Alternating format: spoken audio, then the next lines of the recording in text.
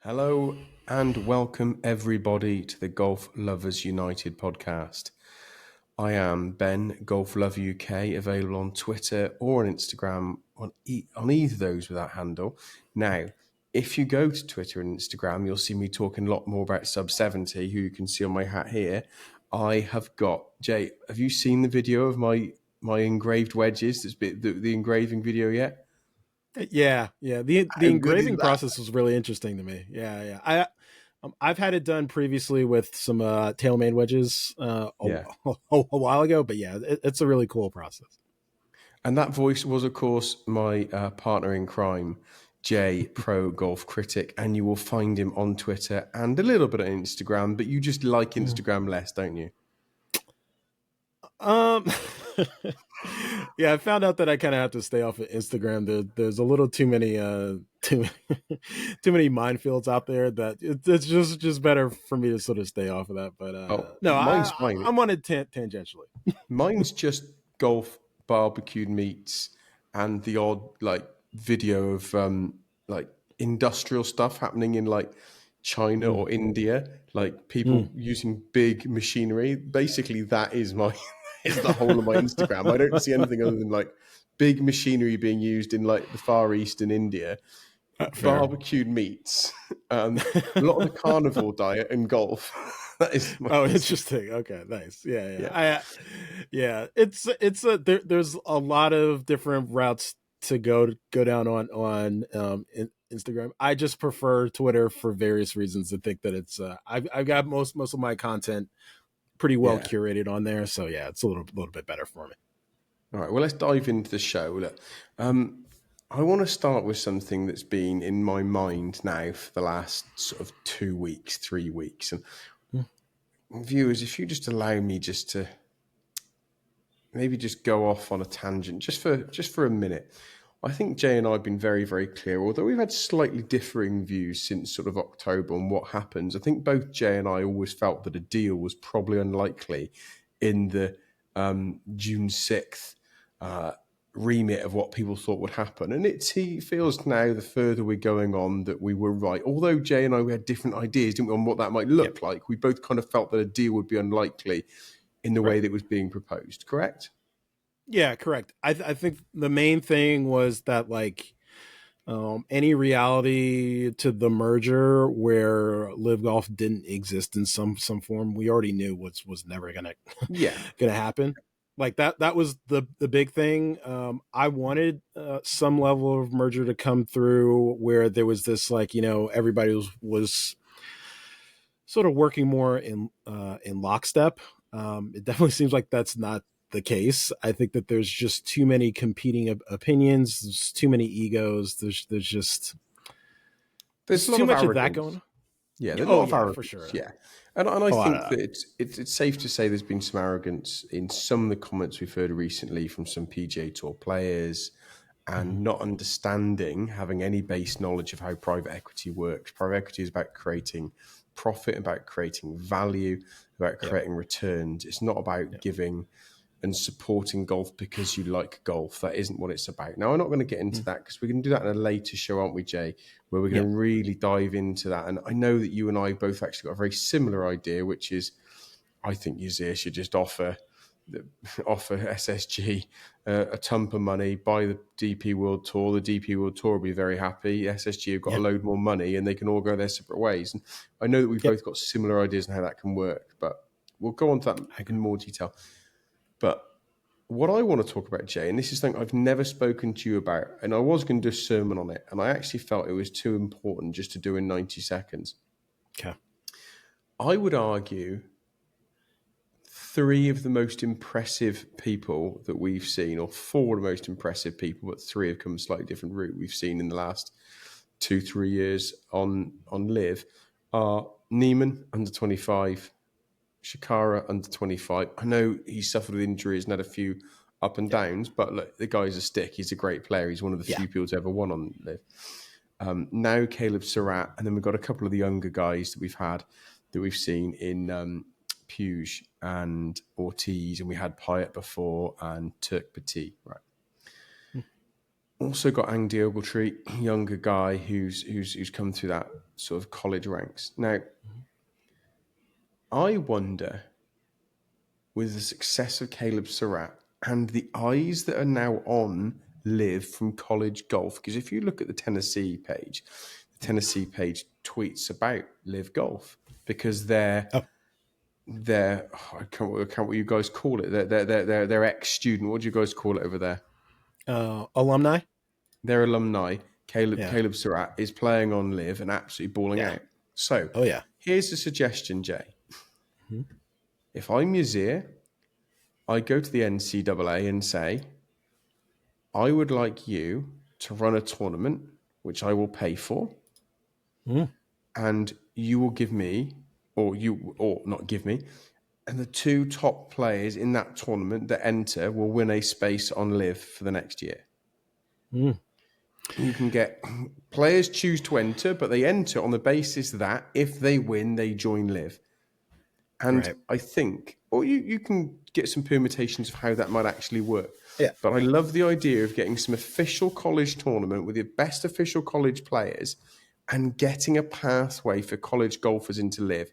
Now, Yeah. we don't know the exact numbers for Caleb Surratt. We've been told rough numbers, and I'm going to say it's around about 5 to 6 million as a sign-on fee, plus whatever he can win. Okay? Mhm. Now, if you are backing yourself and people say, oh, well, go to the PGA Tour, do that if you want, but there's no guarantee you're not going to get injured. There's no guarantee it's not going to be a really, really difficult year for you and you just not quite get your card and have to go Yeah. play Corn Ferry for a couple of years. Or For sure. you can go to LIV, take $4, $5, $6 million, earn 120,000 an event, cut your teeth, and I think he's proven he is an absolute baller.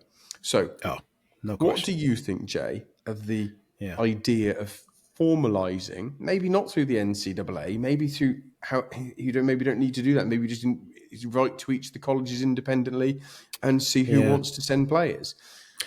What do you think of the idea of creating a formal pathway through American college golf? So I think that's tricky. I think that they are. So this is actually something that's going on with the Genesis Invitational now, where they have this college showcase right before the event. I think it's the Monday before, where the winner of that event, I think it's only 18 holes, they automatically earn access to this particular PJ Tour event.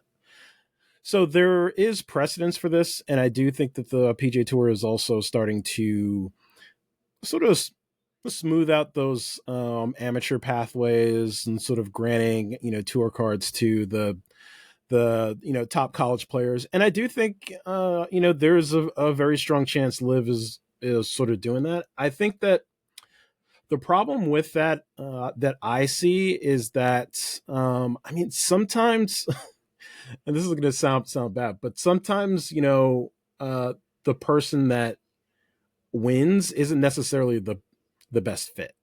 So like if they offered something like this last season, and Caleb Surratt, he doesn't win, and there's another player that wins and sort of gets invited to LIV. That may not be what's best for the league. Like I like this idea of sort of handpicking from a certain group, from a select group. Like I think that that's probably the way things need to continue on, and I think using the World Amateur Golf Rankings is actually a really strong way of sort of taking, because Surratt was constantly in the top 10. Eugenio was in the top 10. I think he was number 2 when he went over to LIV. I think Puig was top 10 as well. Uh, uh, and I think Pyatt was actually way down the list, but he happened to win one big event. Yeah, he won. Um, He won the USM, Yeah, he didn't he? won the So USM. Yeah, but he wasn't that highly ranked overall as an he AM, was even like with that third, big 12th or win. 13th when he won it. He really wasn't high up, was he? No, he was pretty far down. I don't have the list in front of me, but he I'll was not find it. really he was not considered to be a top amateur player. He just wasn't. So and I think that they should be sort of picking from a short list.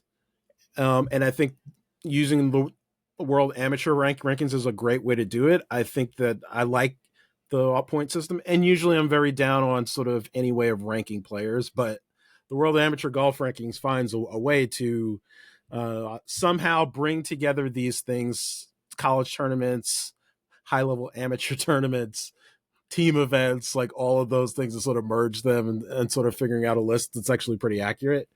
Because Nick Dunlap was high on that list, who obviously won the PGA Tour as an amateur. Surratt was high up on that list. 86. James Pyatt was ranked 86th when he won it. Yeah, And he was 13th in the pecking order for the he was 13 away from estimated 13 away from the US Walker Cup team. So he was that far off being seen as an elite amateur, really. But he's won the US Am. You can't take that away from me. He had 2 years on LIV. You can't take that away from him either. Yeah, that's why I kind of want to steer clear of sort of your performance in one particular event. I think that your body of work and being able to select the player that has the most personality, the one that's going to be the best fit. But I think that's really the way to go. To not argue with that, but to give a counterpoint. Mm-hmm.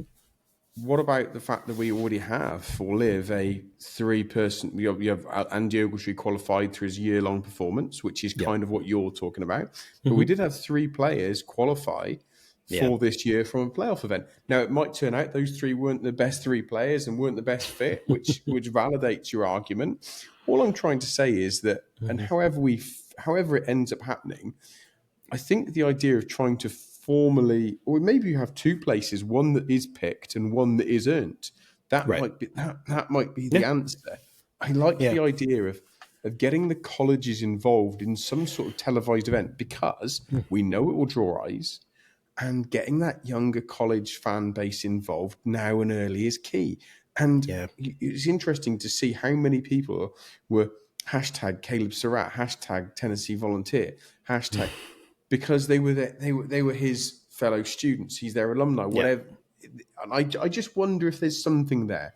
Maybe you're right. Maybe you don't give both places to one event. Maybe you give one place to the event and one that you handpick. No, it's fair. Like, I think, look, if this is something that ties into LIV potentially getting OWGR points, then we can have a discussion about that. But the problem with the OWGRs is they're just so inconsistent about like what it takes to actually earn points. And we already know that, like, behind the scenes, it's not necessarily about, the criteria. It's all kind of subjective. So like, what I want is for them to just sit in a room and figure this out. Like, this is not gonna happen. We know it's not going to happen. And that's part of the problem. Like, we already know that this is not going to happen, because this is it's basically the last sort of line of defense that the PGA Tour and the golf establishment have against LIV. Because once LIV starts getting points and starts getting access to the majors, like, I mean, it's sort of it's game over at that point. Like, they're going to keep continue to sort of hemorrhage talent. I think that they are going to still continue to hemorrhage talent regardless. And I think it is going to be on the majors to sort of make an adjustment here in the next couple of years. But they're definitely going to hold out 2024. I don't think there's going to be any changes. And I don't know. I get this sneaky suspicion that, like, the majors are not going to make any sort of concessions to LIV, or like LIV players to get more LIV players in the majors. We know the US Open won't. No. We know at the moment the Open won't.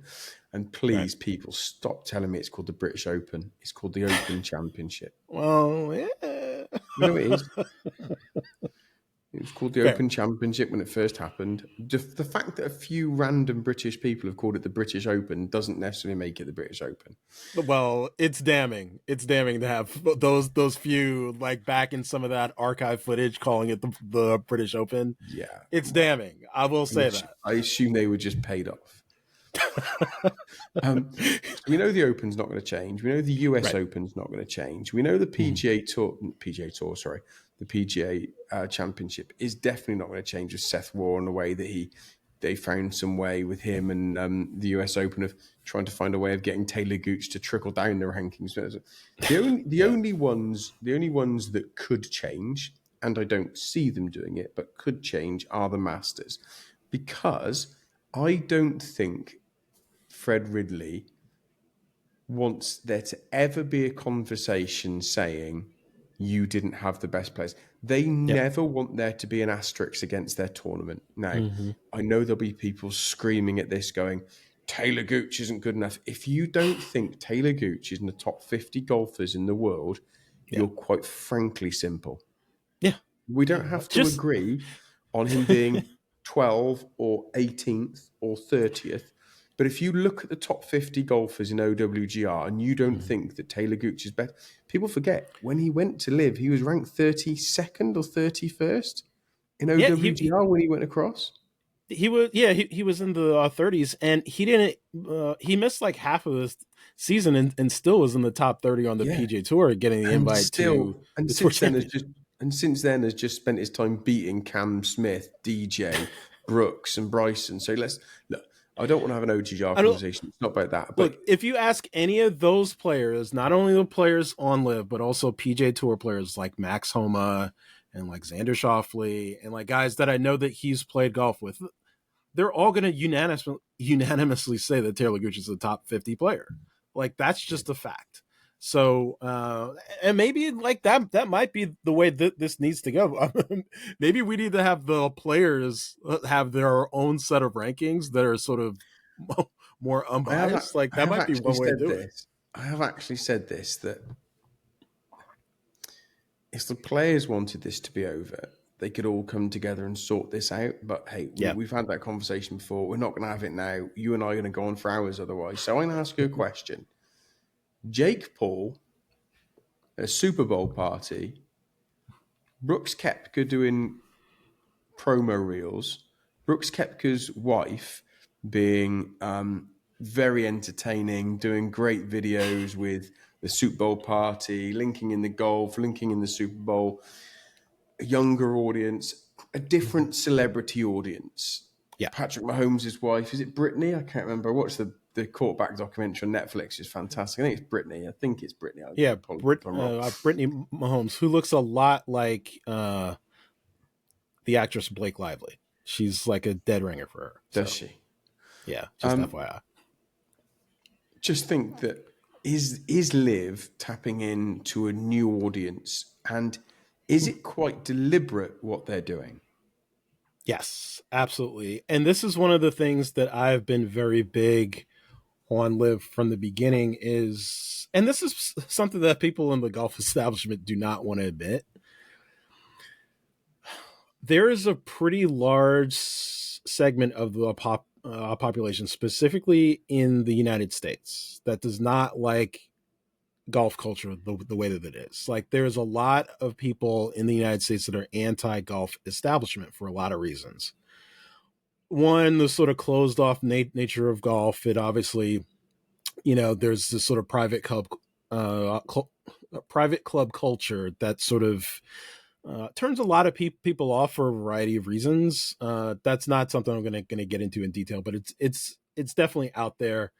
The fact that, look, I mean, especially here in the United States, golf, it does sort of cater to a sort of a more a demographic that has more money, that's a little bit more sort of upper middle class to upper class. And I think there's a lot of people that don't like that. And that's one of the big things that I've been trying to break down, is that golf is really a game for everyone. This perception that it's only for certain people is totally bogus. It's something that needs to be put in the trash. And I think the more you get these sort of mainstream guys that are certainly not country club or like private club types promoting golf and promoting the game, and I think Jake Paul's a great example of that. Like when Brooks Koepka went on his podcast last year, and they were talking about some of the comments Brooks made about country club kids and stuff like that. Like, it was something that was a really great conversation and really interesting, and it's something that they're starting to tap into. And I think this is all part of the sort of grand plan of LIV, is that there's way more people out there that are not part of the golf culture that are part of it. So if you're able to tap into that and sort of start growing that audience that would not have had access to golf previously, I think that's a really big one. And the YouTube sort of universe, YouTube community is a big part of it too, that Jake Paul's also part of. Yeah, and you look at people like the Nelk boys now. There may be many people listening to this that don't know who the Nelk boys are, and I'll be honest, until 18 months ago, I had no idea the Nelk boys were.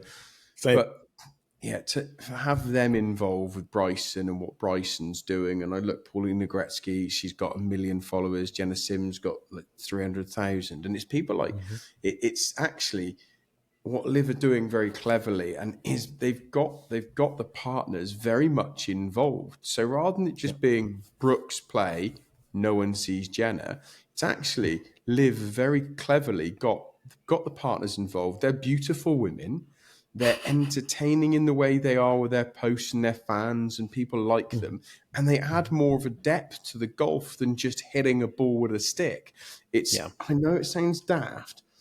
It feels like the way that Jenna Sims and Paulina Gretzky and the Nelk boys and other people are involved with LIV and Ben Baller, it's actually LIV is becoming a lifestyle brand. And I hate myself for saying that because I sound like such a tosser because of the way I phrased it. But do you know what? Do you see what I mean? Yeah. In the way that Absolutely. if you've got people like Jenna and Paulina and Jake Paul and the others banging the drum on your behalf, you're no longer just a sport. You're trying to be something else. And I actually think LIV is really doing something quite clever there. Yes. And that's what golf on its own was never going to do. They were never going to tap it into that. Like, can you imagine? Like, look, Augusta National has tried to do some of that by like inviting Dude Perfect to like film at like Amen Corner and stuff like that. But it's still, it's not as. And look, Dude Perfect is very, very mainstream and one of the biggest YouTube channels out there. But I don't know if that's necessarily what they did, is sort of bringing in new fans, new people to watch, because it's really like a cultural thing. Like, you really need That was to. Bryson, wasn't it? Yeah. Wasn't it Dude Perfect and Bryson? That wasn't even the PGA Yeah. Tour. Bryson was in it. Yeah, it's true. Bryson was involved in that. And again, Bryson is a huge component of this as well, that we talked about with the whole YouTube space and just sort of this like cultural element to golf is something that it's not, especially here in the United States, it's not talked about nearly enough. Tiger was able to, when he came on the scene in the night, on the scene in the 90s, he was able to tap into this a little bit, because culturally you start to see the game sort of open up to different demographics. Like, that still needs to happen on a grander scale, and it's more cultural than it is like ethnic. It's more of like tapping into pop culture, and like, like if you can get, some of these huge pop culture stars like, Justin Bieber and like all these other guys, that they play golf a lot in their spare time. There's no question about it. Getting those guys to sort of tie into the PGA Tour, it's not really a fit. It's way more of a fit with LIV Golf, because LIV Golf is anti-golf establishment. They just are. That's like part of the brand, and it's part of the reason why I like LIV so much, that I try to tell people all the time. Like, it's a really, really important part of this. It's a really important part of the equation that's just sort of goes completely glossed over a lot of times. Look, we've answered the question. We answered the question I posed. Is LIV tapping into a new fan market? And I think the answer is definitely yes. Yes. And what I will say on that is, anecdotally, and this is going to make, what does Ben's friends and family mean? Well, I have a cousin who was not massively a fan of LIV, didn't like it, and I had 2 or 3 out of my close 10 friends that like golf. We already discussed my brother-in-law never watches any golf. He's got no issue. He never watches any golf. He loves playing it, loves organising it, loves running the Sunday scramble in society, but he's probably watched about 10 hours in his life. But I had 3 or 4 friends in our, 2, 3, 4 friends in our close group who didn't like LIV, didn't like the product. 2 of those 3, and my cousin making 3 of the 4, have said, do you know what, I'm actually enjoying it. And the point that two of them made was that exact point Guy Charnock brought up that you said about the other day, which is, I haven't got time to keep up with elevated events, non-elevated events, FedEx Cup rankings, this ranking, this ranking. Oh my God, I like watching golf, and I can watch 13 singles events and one team event. It's on these days and it takes 5.5 hours to go from beginning to end.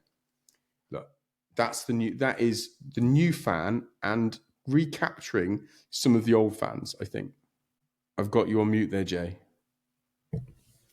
Yeah, sorry about that. Yeah, that's the simplicity of live golf is like part of the beauty of it. And I follow a few accounts on Twitter that like follow all the people that get invited to the signature events on the PGA Tour, and it is like it's like a calculus equation. Like it's like I don't know any casual fan that's going to be interested in how do these players qualify for this event? Like how does it work? All people want to know is that like the players that they like are playing in these events, and like they know where to find it, they know when it's going to be, they know where it's going to be. Like if they want to attend it, they know that they're going to be playing all 3 days. There's no cut where you might miss one of your favorite players on the weekend. Like that's one of the big things about the PGA Tour. That's this like if they want to be more fan friendly, they need to have more no cut events, because like look, people are going to the Genesis Invitational specifically to see Tiger Woods play golf.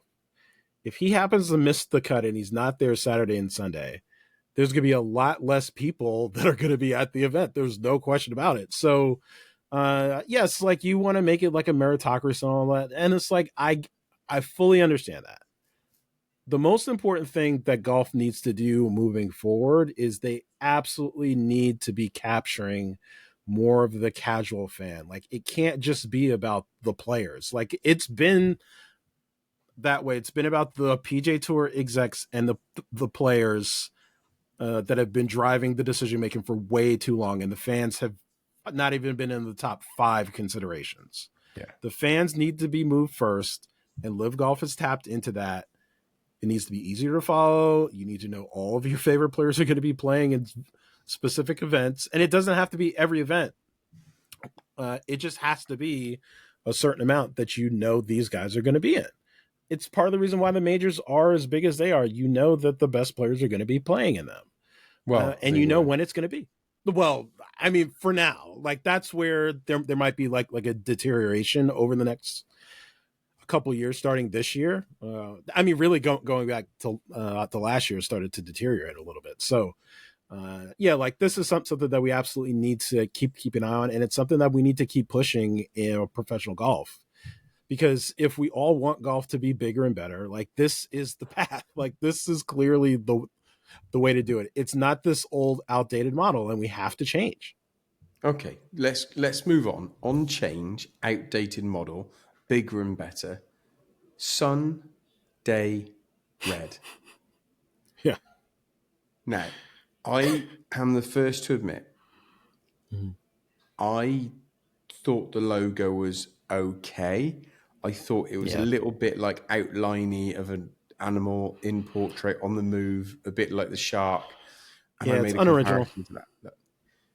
But I will say, it looks way better on the course than it does on a piece of paper. Oh, for and sure. I think that maybe there was some heart.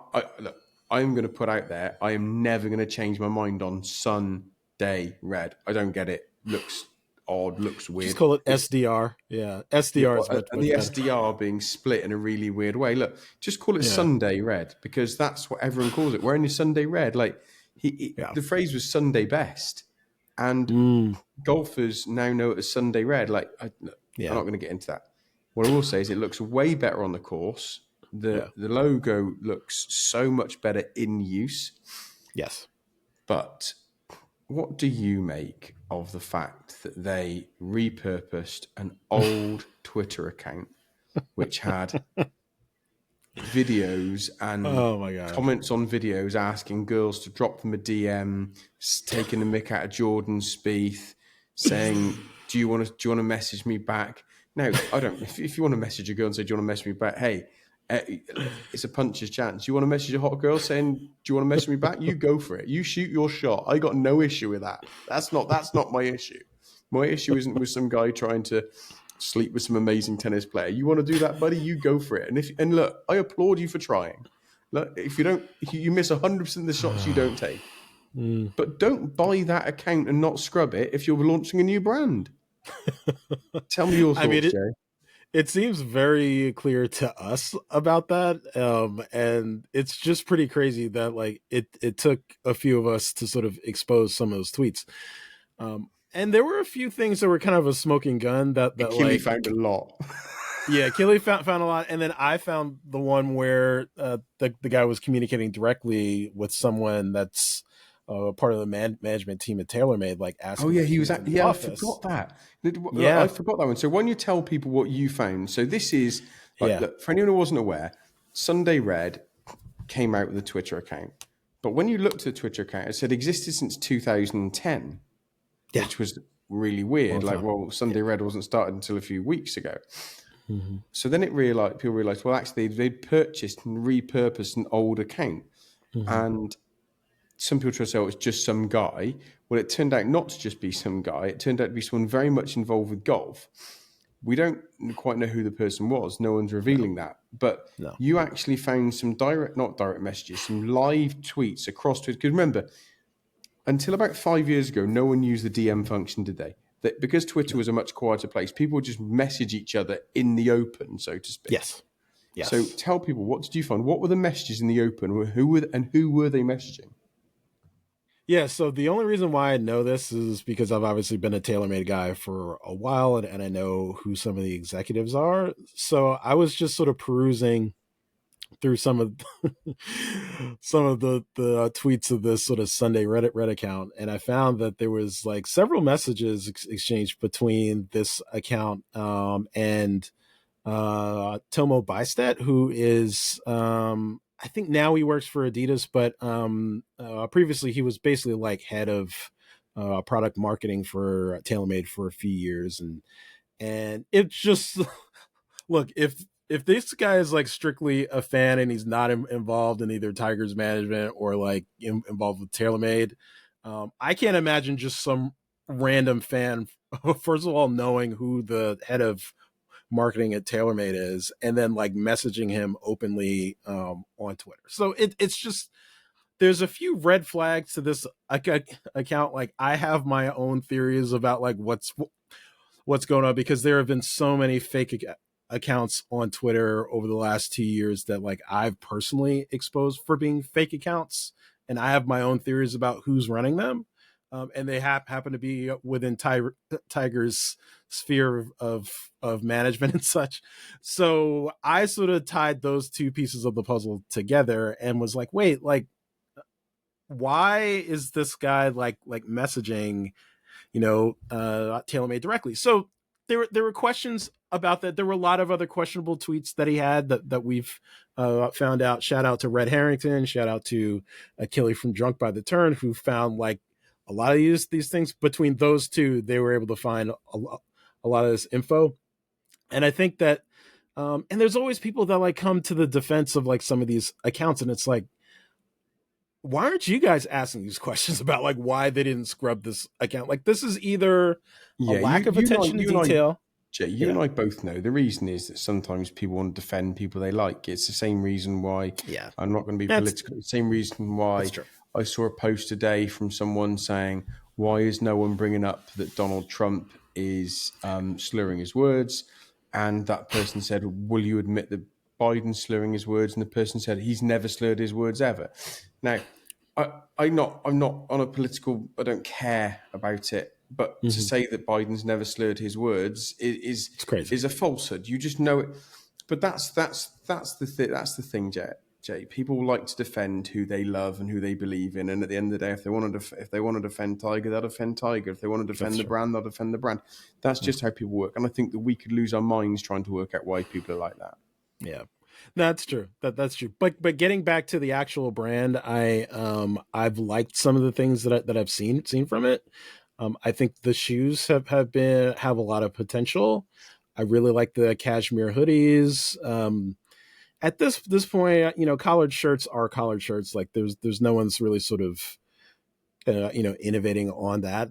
For the most part, there are some that look cleaner than others, and I think that a lot of this is supposed to be sort of a lifestyle brand, which is we'll have to see how that actually plays out. But I like it for the most part. Like I've liked the things that I've seen. Am I going to be sort of waiting online to buy Sunday Red stuff? Probably not.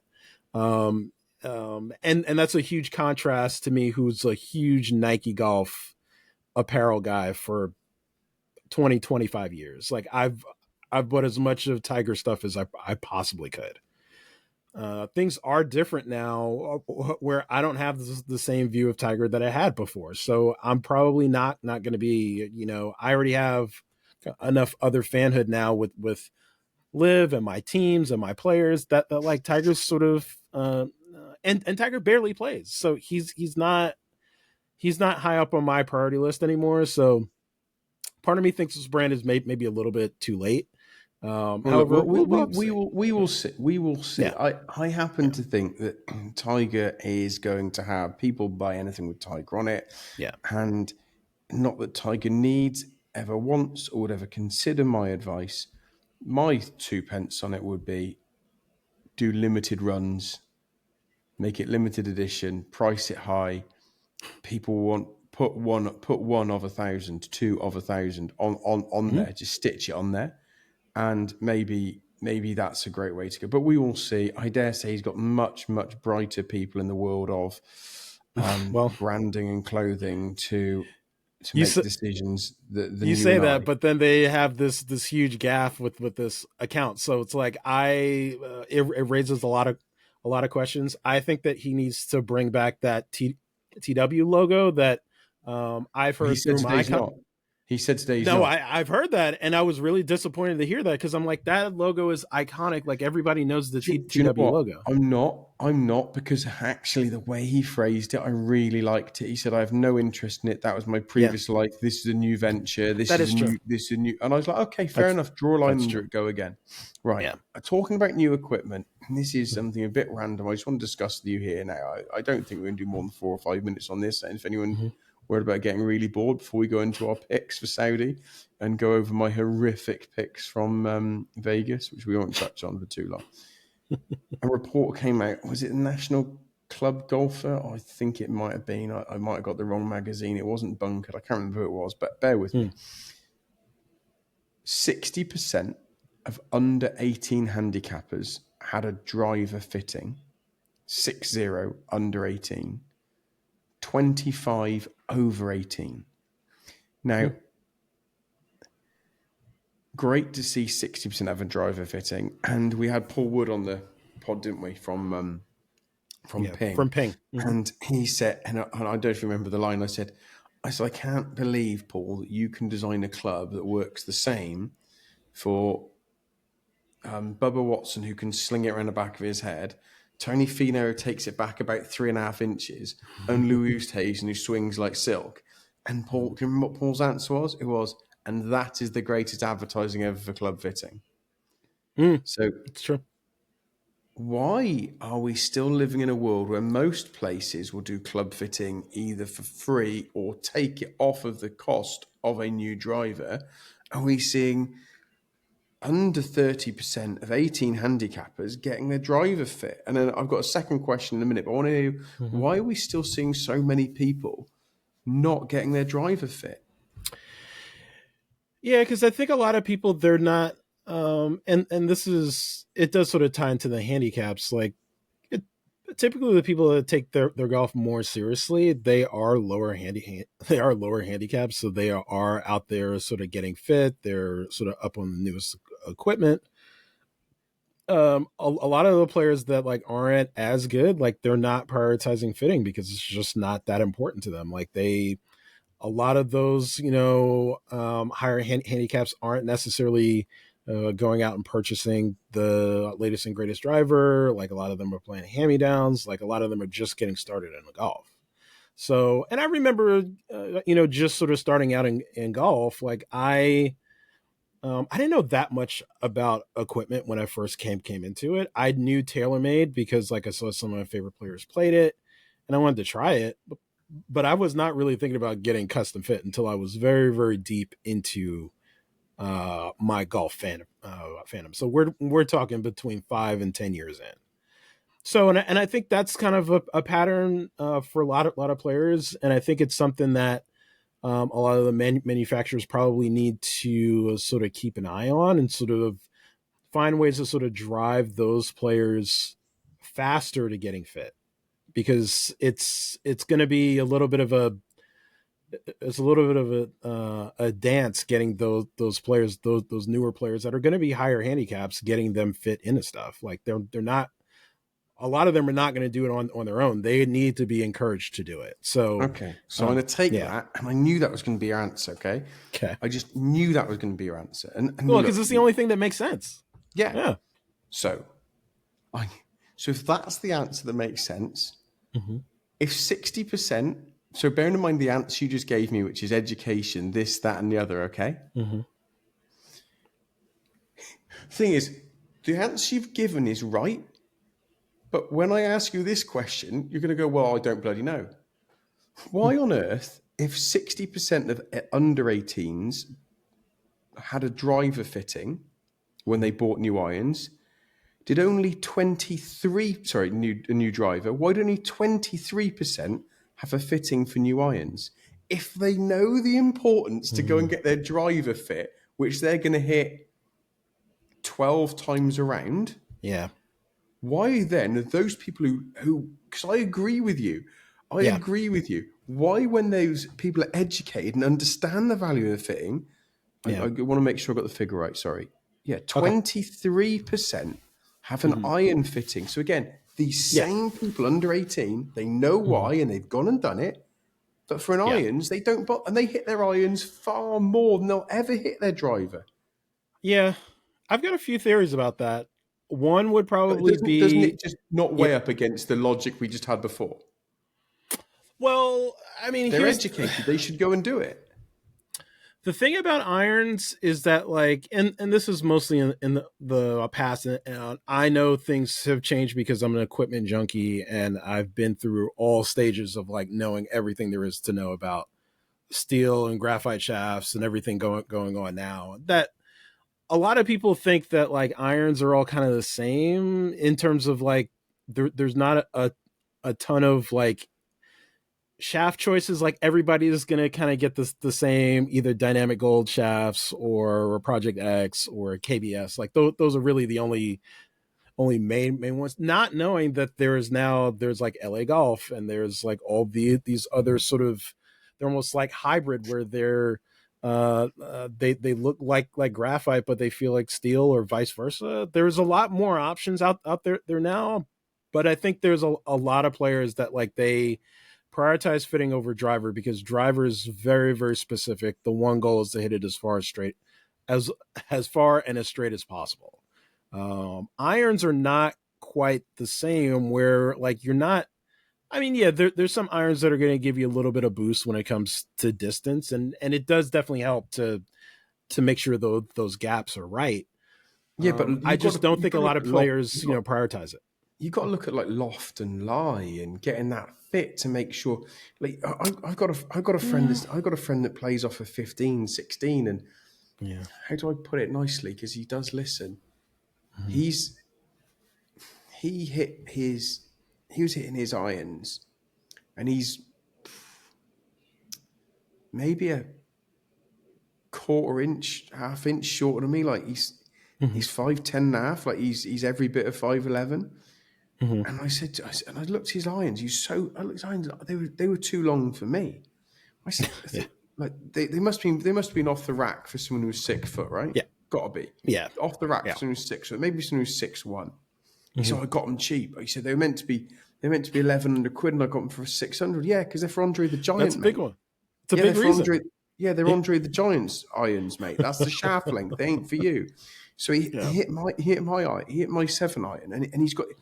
And he hits a great ball, but it doesn't pierce, and it goes a little bit left to right. Like, not like you haven't got a cutty swing, right? And then he went into my irons and the trajectory changed and the shape changed a little bit. And I said, look, I'm not saying my irons are right for you, but yours are maybe an inch too Wrong. long, maybe Yeah. an inch and a half too long. Yeah. Like, this is the bit I don't get for people. I Yeah. understand what you're saying about knowledge, about irons and Yeah. shafts, but even if you take all of that away, surely you want to go and get your loft and lie and length done. Yeah, but I think a lot of players, they don't feel like they're necessarily good enough. Like their strikes aren't consistent enough. Well, And no, I because they're have to using sort of, clubs that are 3 inches too long. Of well, course they're look, not good enough. I have to coach people all the time. Like, yeah, if you get properly fit, you probably will start hitting it more consistently. Yeah. Except a lot of them, they just, and I think price has a lot to do with it. Like if you have a choice of buying something that's $200 rather than getting custom fit, and it's gonna cost you maybe 10 times that. Like there's a lot of people that are just, I probably say the majority of people are going to take the cheaper option. So, and I totally understand that. So, and then you sort of get into, all right, are these players buying mostly new stuff? Are they buying used stuff?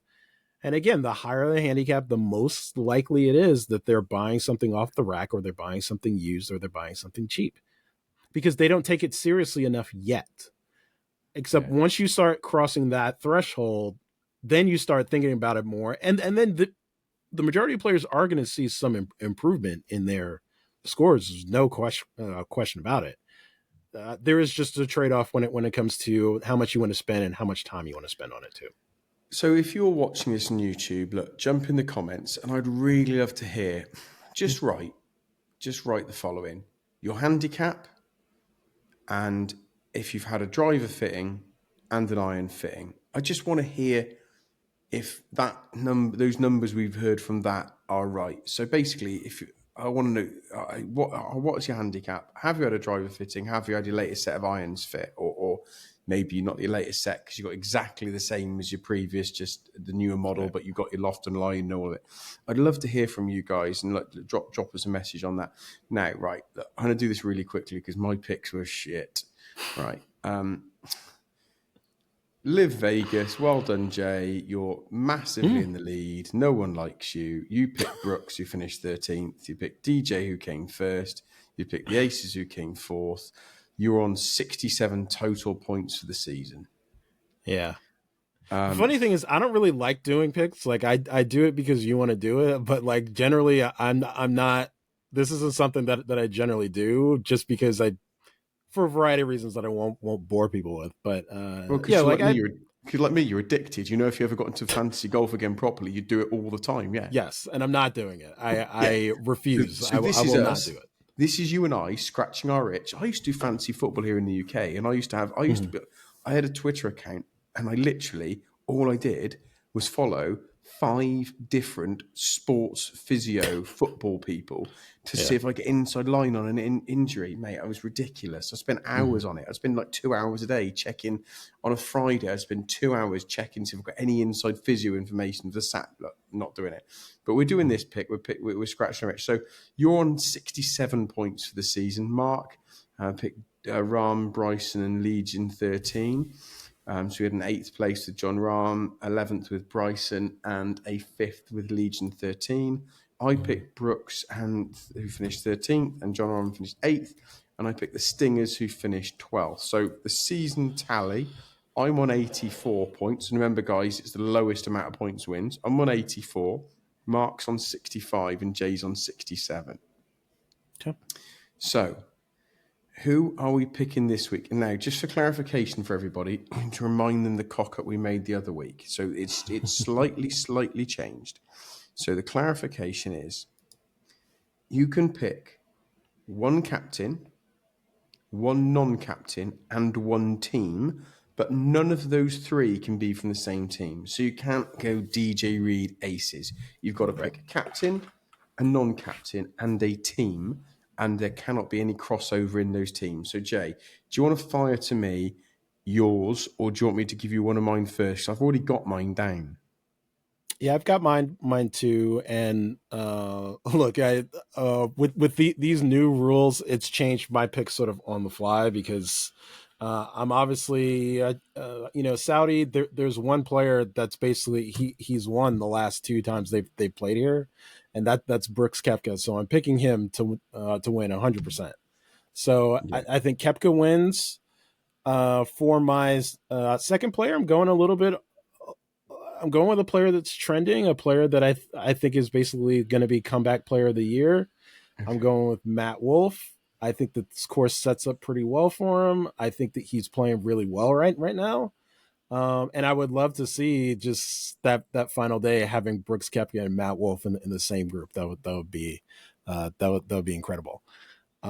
And as far as team goes, I would pick Smash because I could easily see a situation where our Brooks and Taylor Gooch go 1-2. Yeah. Except if I have to pick someone else, I'm going to pick Torquay because look, Torquay hasn't had the greatest start to the season. I think that they're due for a win. I think that they're due to start playing better, and they're going to win one of the next 3 events. There's no question in my mind. We might as well start here. I've got Torquay winning. I've Okay. actually got Smash winning, but Torquay because of the rules. So I want to pick Torquay, but until Mito Pereira picks up, I just can't do it. So if Fair. I have to be late for Torquay Parade, I'll be late for Torquay Parade. I am going to pick Bryson. I That's a good think pick. if you look, we talked about Bryson and Poltz, didn't we, on the last podcast about their fairways and green stats? They were both absolutely obscene, but both putted pretty poorly. Bryson putted poorly on day 3, didn't putt great on day 2, despite shooting a 62. So Bryson, I have to think that his iron play, wedge play, and driver are more likely to stay the same and his putting improve than the other 3 go downhill. Now, my non-captain, I can't look any further than pole position Adrian Moronk. Mm. It's been confirmed he was one of the people that was really poorly in Mayakoba.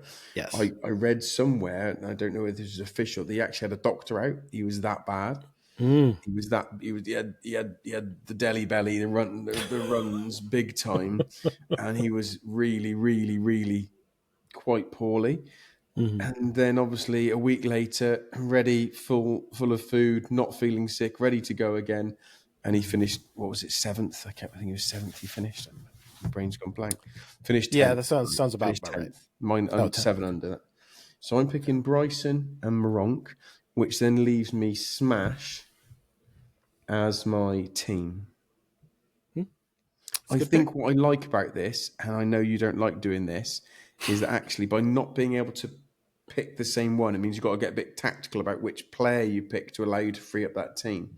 Yep. So That's fair. I'm locked in with Bryson and Moronk as my 2 players and Smash as my team. You've got Brooks and Wolf and Torquay. Jay, it's been a pleasure. Is there anything you'd like to say before we end this show and allow our people to get on with their days? No, I think we pretty much covered it all. I'm looking forward to the rest of the season, and I got to admit, like now that the live season has started, it's becoming harder and harder for me to like really get into the PGA Tour. Like I Genesis is one of my favorite events. It's one of my favorite golf courses. I've been to the LA Open numerous times. I'm not sure how much of it I'm gonna watch. Like I'm gonna watch some of it over the weekend, but it used to be appointment viewing for me when like it had all the best players, most of the best players. Now with most of my favorite players over at Live Golf, it's definitely not as appointment viewing as it was. So we'll just have to hope that there's some sort of coming together in the next few months to a year that allows some of the live players to play in an event like this. But I'm not optimistic about it right now. Look, I love golf, hence the name. I will be watching it. I have watched some of it. Patty Ice just skis downhill, man. That guy, once he gets going, he gets going. And I put a sermon out, and then I think literally like 3 minutes after the sermon, he hits someone in the crowd on 18. But I haven't checked that because There we are. That's the type of thing. So these things happen. I would love just to say, if you are getting clubs, get fit. And if you want some wedges, head over to my Twitter or my Instagram and look at the free customization you get and the 10% you get off. If nothing else, that video is so cool of the engraving and the lasering. I think apparently the days of doing the stamping they think are going, because the stamping, some people think the stamping might affect the club. I don't know if it does. Really? Oh, Yeah, interesting. I suppose it kind of makes sense that it might. I don't know if it does or not, but whacking I don't one think it piece of does. metal aggressively into another piece of metal that's been finely tuned might not be the best thing to do. But hey, who knows? Like I'm not a metallurgy specialist, so I will not be passing comment. That's fair. Everybody, thank you so much. Hope you enjoyed the show. Jay, love you to bits, buddy. And everybody, have a great weekend, week, whatever you're going to be doing. Enjoy the golf. And remember, try to be kind online. You don't have to disagree, but you don't have to be a dickhead. Love you all. Take care.